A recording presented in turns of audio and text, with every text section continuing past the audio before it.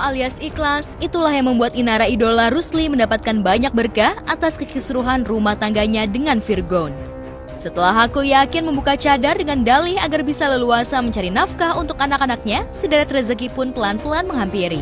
Tak hanya soal rezeki, pesona wanita 3 orang anak itu membuat kaum Adam kepincut. Maka tak ayal, banyak pria kaya raya ingin mengambil hatinya. Salah satunya seorang bos yang ingin mengajaknya makan malam yang tentunya ada harga di dalam ajakan tersebut. Sayangnya, ajakan pria yang belum diketahui itu ditolak Inara. Dalam tangkapan layar yang diunggah di sosial medianya, Inara hanya menerima lamaran bisnis. Itu kan ngasih tahu bahwa kali ini untuk saat ini terima. Jadi nggak terima kayak gitu, tawaran kayak gitu. Tapi soal kamu jalan baju aja based on contract baju aja. Ya, keterpurukan Inara karena perceraiannya dengan Virgon justru mendapat berkah. Rintihan tangis lantaran diduakan cinta oleh sang suami mendapat simpati dari banyak pihak dan juga warganet. Namun sayangnya, kebahagiaan Inara itu justru dinilai minor oleh kakak iparnya yang merupakan kakak kandung dari Virgon, Feby Carol, menyindir jika warganet belum mengetahui sepenuhnya watak asli Inara. Bahkan Inara juga dinilai sebagai orang yang pelit dan tak hormat kepada orang tua. Feby berharap jika Inara bisa berbenah diri, tak selalu playing victim atas perceraian yang terjadi. Ya, kalau dibilang baik, semua orang juga baik ya. Baik lah, kalau nggak baik nggak mungkin. Anaknya baik, rajin ibadah, baik sejauh ini. Cuma kadang-kadang emosinya itu loh.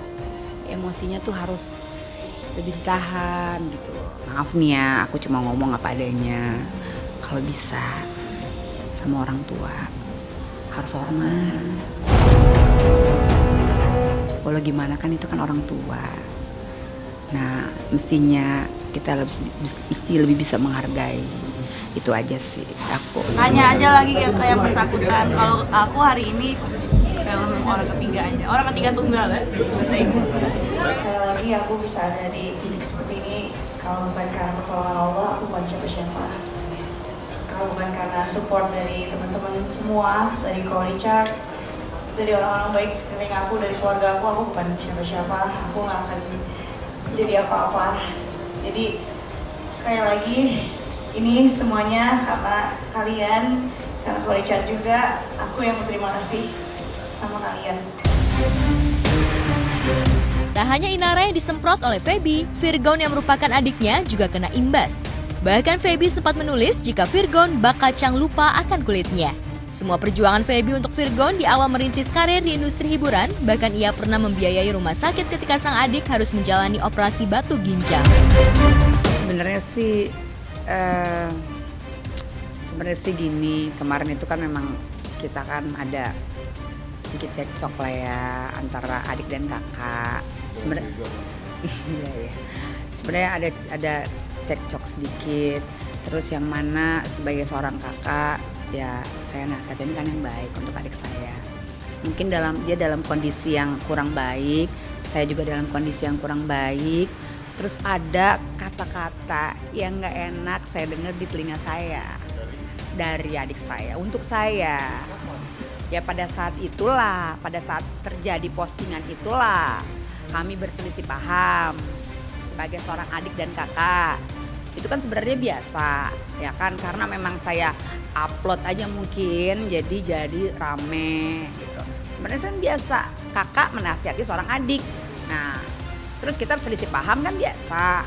Tapi ya mungkin butuh waktu untuk normal lagi lah. Ada hal-hal yang tadinya mungkin kita udah begini nih, udah sepakat gitu, udah komit begini, oke, gini. Terus aku mungkin bahas lagi karena aku tuh orangnya kalau misalnya udah ngomong begini maunya cepet action. Udah misalnya ngomong A, oke, kita lakuin gitu. Mungkin aku kecepatan. Mungkin dia butuh waktu untuk sejenak udah pusing mungkin dia dengan permasalahannya dia semua, udah pusing dengan pemberitaan. Mungkin aku terlalu nge-push. Kisru antara Feby dan Virgon ini sejatinya sudah lama. Berawal dari teguran Feby kepada Virgon yang dinilai terlalu frontal hingga memantik amarah. Namun hal itu dirasa wajar lantaran Feby orang yang selalu ada di sisi Virgon sampai meraih popularitas. Nah itu ada salah aku juga sih, aku minta maaf. Cuman kan yang namanya seorang kakak pengen yang terbaik, itu aja. Poinnya itu, aku sebagai kakak menasehati, membimbing, bahkan menggandeng adik aku untuk dia lebih baik lagi dalam hal apapun. Itu ini, selalu bersama. Dari dulu kita juga serumah, terus juga teman berantem, teman bercanda, terus gue juga suka ngebully dia. Ya pokoknya namanya berdua doang ya, Bi. Cewek cowok itu nggak ada lagi siapa-siapa. Ya udah apapun itu, suka seneng kita selalu bersama. Itu sampai ada momen yang dulu tuh ya, gue kan orangnya tomboy. Sampai kita tuh main layangan juga, tau gak sih, di atas genteng. Seru deh pokoknya, seru.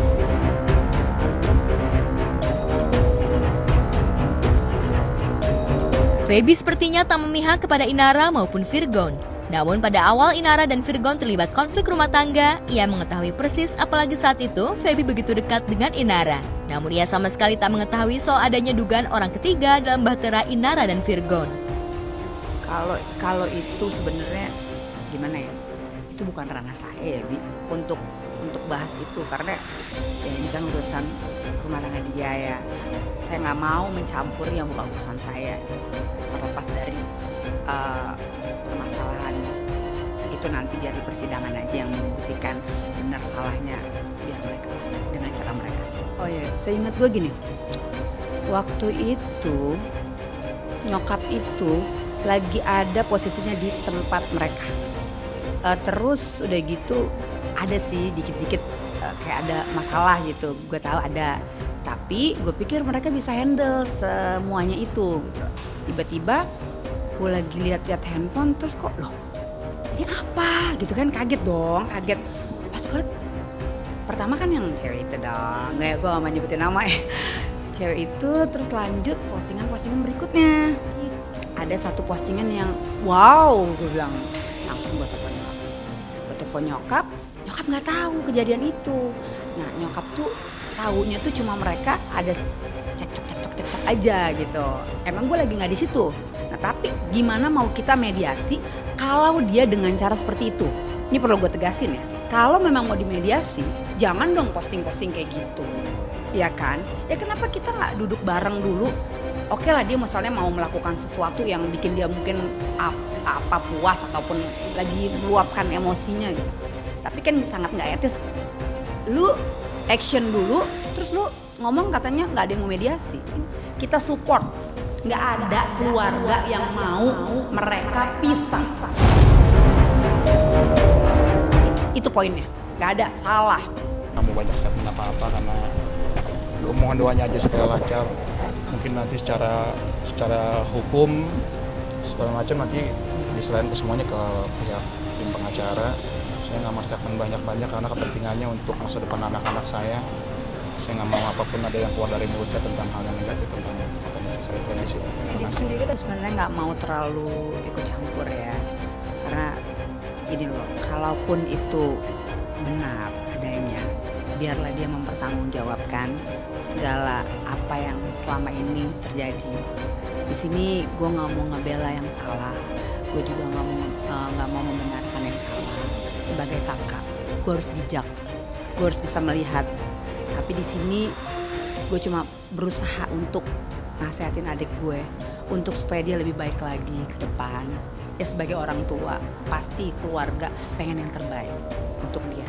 Apapun kekecewaan kami, dia adalah tetap keluarga. Sebenarnya kalau gue ngelihat dari sebagai kacamata gue sebagai seorang kakak, sebenarnya tuh masalah ini mungkin masih bisa diselesaikan gitu.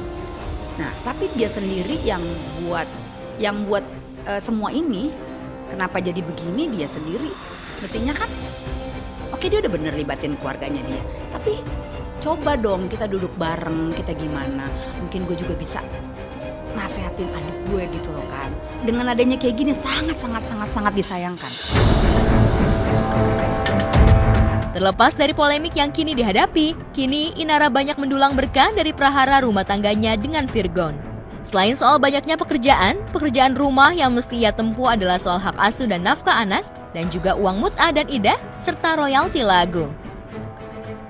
capek tapi seneng nggak tekanan batin. Alhamdulillah baik lagi semua rezeki udah Allah yang atur, Allah udah takdirin rezeki kita mau apapun itu, nggak ada nama istilah rezeki dipatok ayam atau rezeki direbut orang atau gimana, nggak ada. Semua udah ada jalannya dari Allah, semua udah ada takdirnya dari Allah. Sah-sah aja sih, dia mau nuntut 1 T juga nggak ada masalah. Tapi kan nanti balik lagi yang menentukan kan di persidangan berapa itu yang memang harus dikeluarkan. Kalau dia mau nuntut berapa besar nominalnya nggak ada masalah sih. Ya nggak ada masalah. Biar kuasa hukumnya aja, ketemu kuasa hukumnya nanti yang menyelesaikan itu gimana endingnya. Apalagi dia mungkin berpikiran dengan adanya perceraian ini dia harus survive untuk hidupnya. Mungkin dia juga mau mencari rezeki tambahan, nggak ada masalah, kita harus support.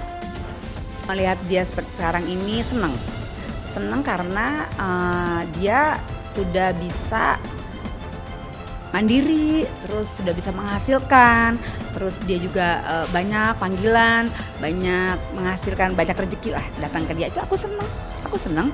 Jadi kalau orang bilang, ya sirik deh, salah besar. Orang kita senang kok ngelihat dia bahagia. Jadi biar dia juga nggak ketergantungan juga nantinya dengan adikku. Karena kan kita nggak tahu juga jalan hidupnya nanti seperti apa ke depannya. Dia ada anak 3 yang harus dibiayain. Itu kan biaya anaknya juga cukup mahal. Dengan sekolahnya juga kan mau yang baik semua untuk yang kualitasnya baik. Dan itu kan memerlukan banyak biaya. Jadi saya kalau ngelihat dia sekarang maju, sekarang ibaratnya eksis sekali, saya senang. Sekarang kalau misalkan kita nggak dandan, nggak bergerak, nggak kerja sana sini, kita cuma mengandalkan jatah istilahnya dalam tanda kutip dari yang udah bukan suami, ya mau gimana. Sedangkan anak kita kan jalan terus biaya sekolahnya, nggak bisa kasbon, makan juga, nutrisinya kan juga penting ya. Belum lagi karyawan juga kan mesti digaji, kan mereka kan juga nggak mau dikasbon, nggak mungkin. Ya jadi ya pendapat orang seperti apa ya itu hak mereka. Aku juga punya hak untuk bagaimana bisa menentukan masa depan anak-anak aku, itu aja sih. Biasa mas dikritik, jangankan netizen. Nah, jangan sebut merek deh. Jadi kurang lebih terkait dengan nafkah ini kan adalah suatu kewajiban suami. Ya, di dalam kompilasi hukum Islam, nafkah istri itu suatu kewajiban. Apalagi klien saya, Ibu Inara sudah memilih dari dunia entertain. 2016 itu sempat membawa Lala juga ya, anak pertama, sampai usia 2 tahun lah, 2 tahun, tapi ternyata karena kesepakatan mereka Ibu Inara harus menjadi ibu rumah tangga ya dijalankan. Tapi kan sekarang kondisi berbeda. Kalau aku sih lebih untuk kebutuhan anak-anak aja sih. Kalau misalnya untuk aku masih bisa nyari sendiri lah. Belum sampai eman. Nggak tahu itu. Karena menurut kuasa hukum katanya ini harga diri Kak Inara sudah terlalu disakitin, terlalu diinjak. Iya, ada kesananya juga sih. Kan memang sih kan ada yang tadi aku posting tuh di story bahwa ya biaya hidup anak tuh sampai dia dewasa itu ternyata di total per anak tuh 3 miliar. Itu yang standarnya ya. Ya kali 3 anak aja.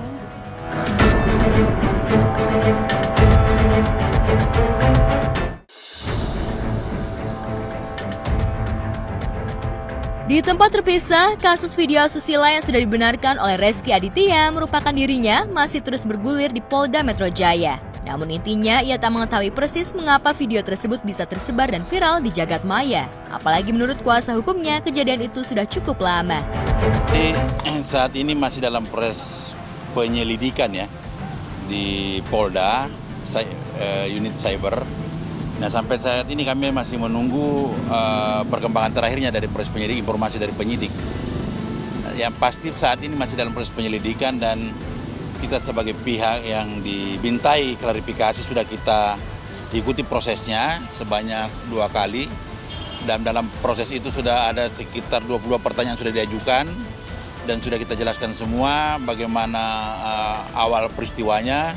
Kemudian tempat kejadiannya juga sudah kita jelaskan bahwa itu kejadiannya pada tahun 2019 atau awal 2020. Dan informasi terkait dan bukti-bukti terkait dengan itu sudah kita sampaikan menyangkut dengan tiket perjalanan, kemudian hotel tempat dia menginap selama di Malaysia, udah kita serahkan ke penyidik semuanya. Ya udah dijawab sih, kita ikutin aja semua prosesnya gitu ya. Hingga saat ini, kliennya masih menunggu terkait proses lanjutan. Dan Rizky juga berharap pihak penyidik bisa menemukan siapa orang yang pertama menyebarkan video tersebut ke jejaring maya. Apalagi kasus ini tentu saja telah menyita waktu dan merugikan suami dari Citra Kirana tersebut. Jadi motifnya ini kita juga belum tahu karena sehingga saat ini juga Rizky ini belum mendapatkan ancaman kah atau pemerasan kah selama proses itu, karena dia kan 5 tahun kemudian nih, dari 2020 kemudian baru dapat informasi bahwa ada kejadian seperti itu, ada gambar dia yang dimasukkan di Twitter ya, yang kemudian baru dia tahu. Jadi sama sekali belum ada ancaman atau permintaan dana dan sebagainya, nggak ada. Belum tahu kita, makanya kita minta penyidik bisa, mudah-mudahan penyidik bisa mengetahui siapa yang menyebarkan ini, kan gitu. Karena dia rekaman sendiri tidak tahu direkam, kemudian baru diketahui. Jadi rekaman itu tidak ada sama dia, kemudian apalagi dia akan diduga menyebarkan ya. Karena rekaman sendiri tidak tahu dia direkam pada saat dia komunikasi. Seperti ya, dia berharap cepat selesai lah ini, karena ini kan pasti sesuatu yang cukup mengganggu ya. Kaitannya dengan pekerjaan dia, waktu dia dengan keluarga, ya pasti cukup mengganggu lah secara psikolog.